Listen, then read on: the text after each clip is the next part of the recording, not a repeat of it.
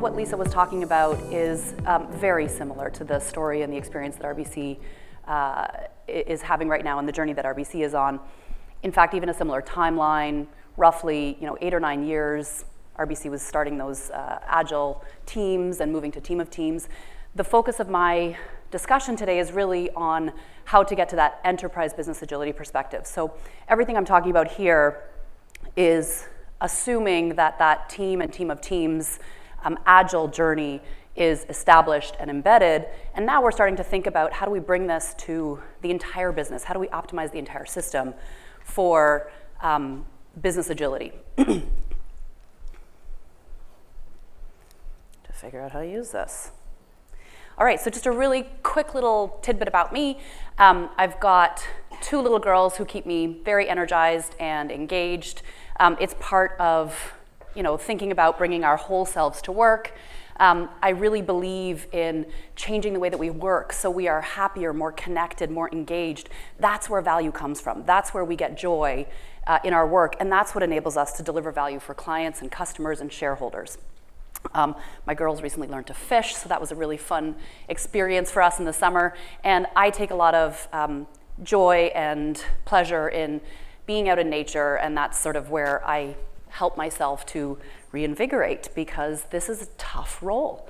Brené Brown, her discussion about daring to lead and leading greatly and courageous leadership resonates so strongly with me. And for those of you who don't know Brené Brown, read her. She's wonderful. This comment around a strong back, soft front, and wild heart is so core to, I think, what I aspire to, and part of what I think is really critical for transformation leaders. You've got to be courageous, confident, set your boundaries. That's your strong back. Your soft front is your vulnerability, your openness, your willingness to be transparent and share. And the wild heart is living with those 2 paradoxes at the same time, being fierce but being kind. I think that's so important because, as Lisa mentioned, this is tough stuff. There's a lot of fear.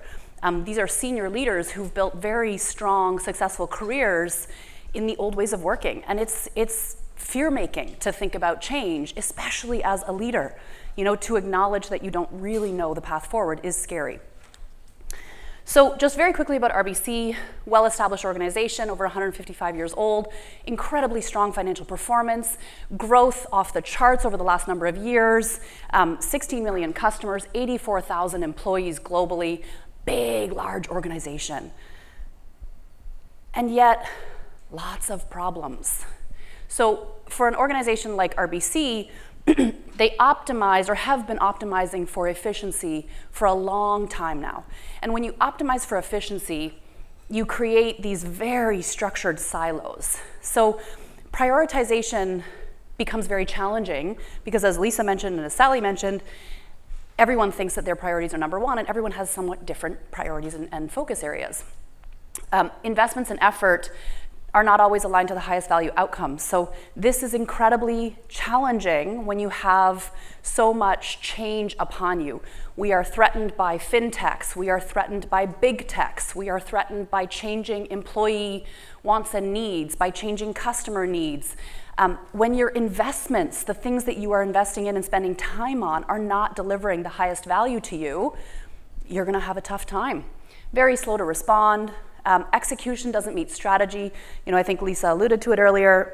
People don't know why they're doing what they're doing because we don't have good lines of communication. We don't have good ways of collaborating together. So the folks who are executing oftentimes don't actually know what the strategy is. How can you execute the strategy?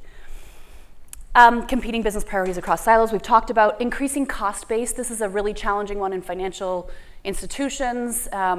Because of the economy right now, we're not seeing some of the impact to areas where we were hoping to see growth. Costs are becoming increasingly, and they always have been, but increasingly we need to figure out how to get costs down throughout every function and business in the organization. And then stressed out employees. Sally mentioned this. People are feeling like it just doesn't stop. It's so overwhelming. So business agility transformation, in the way that we were talking about it for RBC, is the evolution of the entire system. It's not good enough to focus on one element of, for us, we use the 7 pillars, Sally and EBA, the business agility 7 pillars. we have to start thinking about all of these things and how they interact and how the whole system needs to evolve so that we can do better and be better. So I'm going to talk a little bit about how we approached this at RBC. The very first thing that was really important was to gain alignment on why we are changing. You know, Lisa mentioned that leaders are acknowledging that we need to change the way that we work. That is true. But when you sit down in front of a senior business leader and you ask them to confirm that the way that they are leading and the way that we are working is no longer serving our objectives, they're not likely going to say, you're right, I'm not leading effectively, we need to change. It's very difficult. So figuring out how to have that conversation in a way that is building trust, that makes them feel supported, that does not call into question any of their previous leadership activities or responsibilities is really important, because that is the gateway. When you have that permission and you have that trust, you're going to start to be able to do things that are different. Next, you've got to get really clear on what you're trying to do. I loved, Lisa, your comment on being very focused on where you're going to start and the levers that you're going to really anchor on, and for you it was organizational agility and structure. That's important as well, because you can't go about changing a system in a big bang approach. You do have to have clarity and focus on the immediate problems you're trying to solve, and you work through those in a pattern that gets you on a path to continuous improvement. So making sure that you have real clarity, and again, I'm talking about senior leadership levels. You need the senior leaders buying in. So once we had an established path of why we were doing what we were doing and what it was that we were trying to solve, we started to work through the how. So RBC invested in a core enablement team. This was the team that I ran from a central enterprise function with the responsibility of supporting the entire organization to move on this path towards business agility. I've put a little dollar sign here because this requires investment. Unfortunately, this is woefully underinvested in. Our change management practices, our coaching practices, our transformation leadership and teams, woefully underinvested in. It's important to make the investment and to create the right core team who's going to be supporting this for your enterprise. The next thing that was very important was the sort of starting point. What kind of approach are we going to take when we start to work through this change? Another really important element for leaders. You need them to know that you have thought through the way in which you're going to start to break down the challenges and start to work through the different approaches, because again, for an organization like RBC, we love process. You know, I think someone made a joke, but it's very apt. We prefer process over people. We are really comfortable when someone shows us some boxes on a page that we can follow.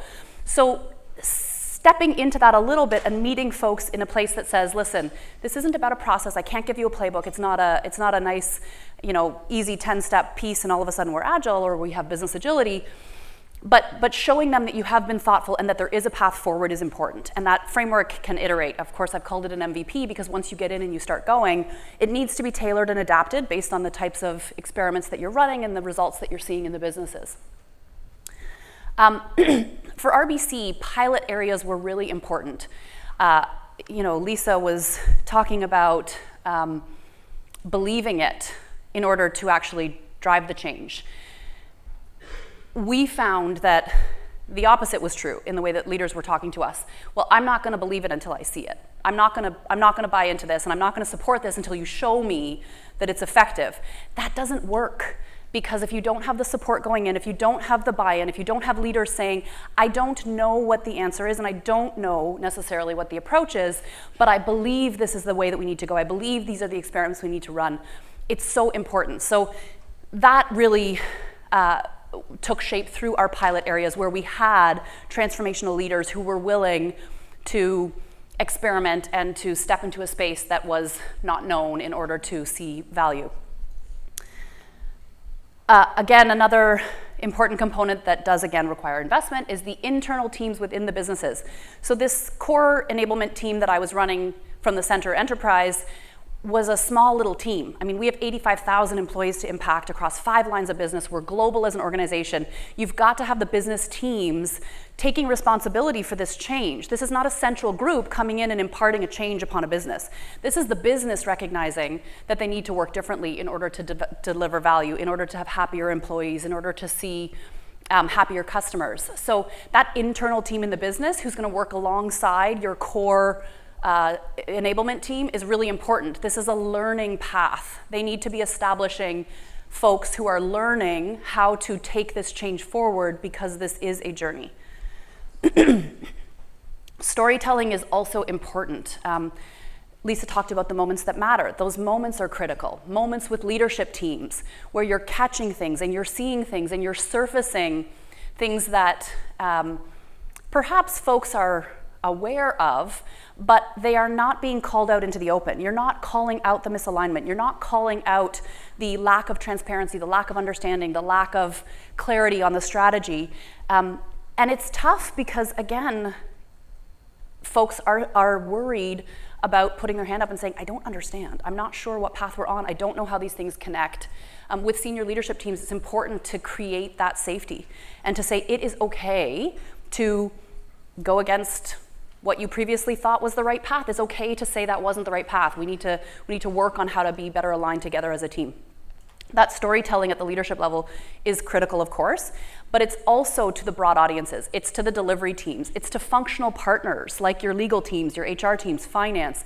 You've got to have the whole story knitting together, and it has to be all the time. It's always on storytelling because people forget. You know, we tell them something and they forget it very, very, very quickly.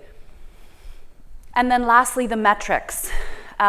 There's a distinction between overall business performance metrics, which are obviously critical, but these are transformation metrics. These are the metrics that you're going to start to watch in the early days to say, are we actually changing our patterns of beliefs, our practices? Are we transforming in the way we work? Because the financial results are expected, but they're going to come later. So it's about the early days metrics as well. So that's a lot of the how that RBC did it. I'm going to talk a little bit now about the core roles or the jobs that we knew we needed to get done on the transformation team. And this was through experimentation over time. We didn't have all of these roles well baked when we started out with the team, but we did make a commitment to having a center of expertise in this business agility transformation team. The head of that team, that's a critical role. This is the strategy role. This is the role that is going to be that pathfinder to engage leaders, to shape a different vision for the future, to gain that alignment from the businesses so that you can actually drive change. The next really important role for your core enablement team is a focus on the coaching, the frameworks, the principles, and the practices.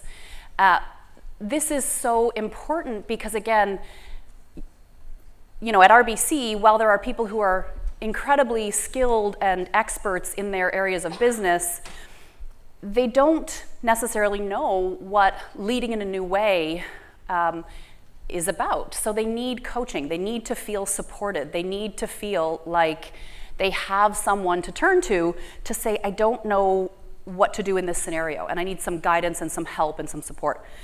The frameworks and the principles are equally important because, again, at RBC, there was a deep desire for the process. So you have to be clear that there is no process. There isn't, you know, the guide that says do this and you shall be agile. It is about principles. It is about transparency, communication, alignment, problem solving in a way that looks to experiment and test new things. So that is really important because that is, again, the message that you have to drive home again and again and again and again. This is about principles relative to how we work together in a new way. Measurement is critical. This is challenging because you've got to figure out what metrics you are after. And, you know, for us, we had enterprise metrics for the organization, and then we had all kinds of different metrics depending on the business that we were working with. So this is a significant role. There's also the process by which you're going to measure. What is the cadence by which you're going to track your metrics and report them out? What kind of systems do you need to get data from? Who's going to do this in the businesses? This is a tough aspect here because you do want this to be something that you can show. Again, metrics and performance measurement is the language that leaders speak. So you need to be able to demonstrate that you are on the right path towards showing better results. And if you're not, by the way, you need to start to ask the questions about why, right? So it's not just about always being on the right path and always seeing better performance, but asking good questions about, if I'm not seeing the performance, why not? And that allows you to be much more focused.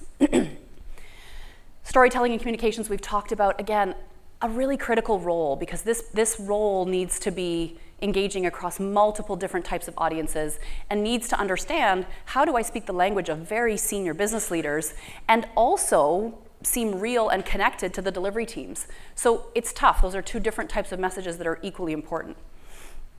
Communities of practice, also very important for that central team who is trying to enable change across the organization.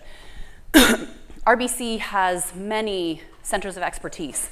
We have design thinking, we have our HR and performance management teams, we have innovation, we have our DevOps and tech teams. There's so many COEs who, if you're not doing a good job of creating a connected network, will all be off in different areas and not necessarily driving towards a shared understanding of what it means to be on a path towards business agility.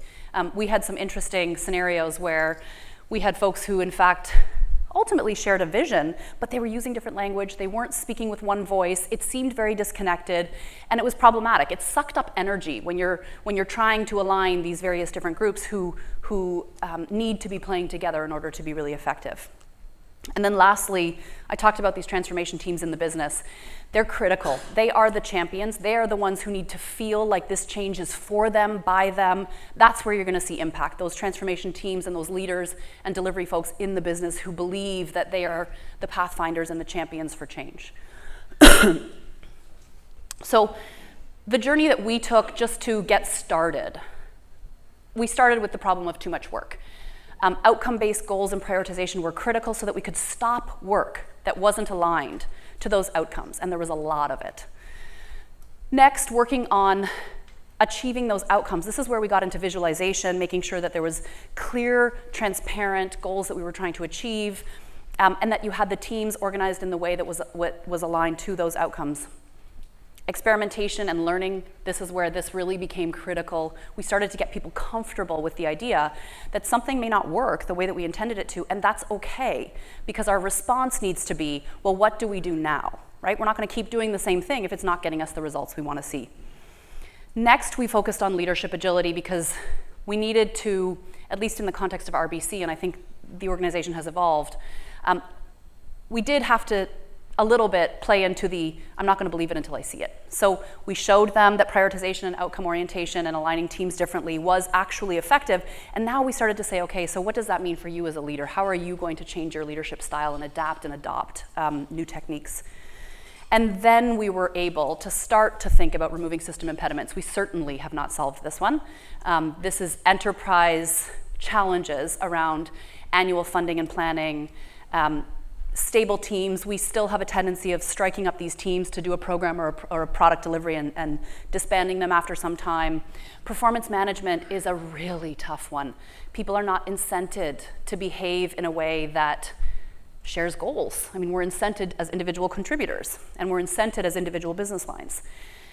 Capability development, again, we're in a new space. We need people to be thinking differently about how they are evolving their own skill set, and the organization needs to help them do that. So it's not a fast change. You know, someone will say, well, how do we know? When are we there? You know, can I be there in a quarter? Or is this? No, it's not a quarter type of thing. It's not gonna look like what you're used to. It's really about changing the way we think and partner together, and that takes time. People need time to step into feeling safe in their own perspective of what change means and how we actually can show up in a way that is full of curiosity and vulnerable at the same time. And that is different. As the transformation leader, this is a tough job. You have to strike that delicate balance of meeting teams where they are so that you don't scare them off. I mean, the thing that you don't want to have happen is to have a door slammed in your face and to have someone say, absolutely not, I'm not interested in this is not delivering value to me. You know, I loved the little comic on the right there. Well, maybe if we do nothing, magic will happen, right? There are still people who think that. They may not say it, they may not verbalize it, but they're thinking it. They just want the magic to happen and they don't want to have to do the work. So you're going to have to push them into a place that feels uncomfortable. And that is hard as a transformation leader. People will buck you. So you've got to stay committed to this. So that is ultimately where we wrap up. Radiate your successes. Those successes will create momentum. You will start to see a lot of people coming to you. This is you need to reach the tipping point. And, cascading over that tipping point is where you're going to start to see major momentum. So radiate those goals, radiate those successes, communicate them frequently, and stay the course. It's exciting. So there we are.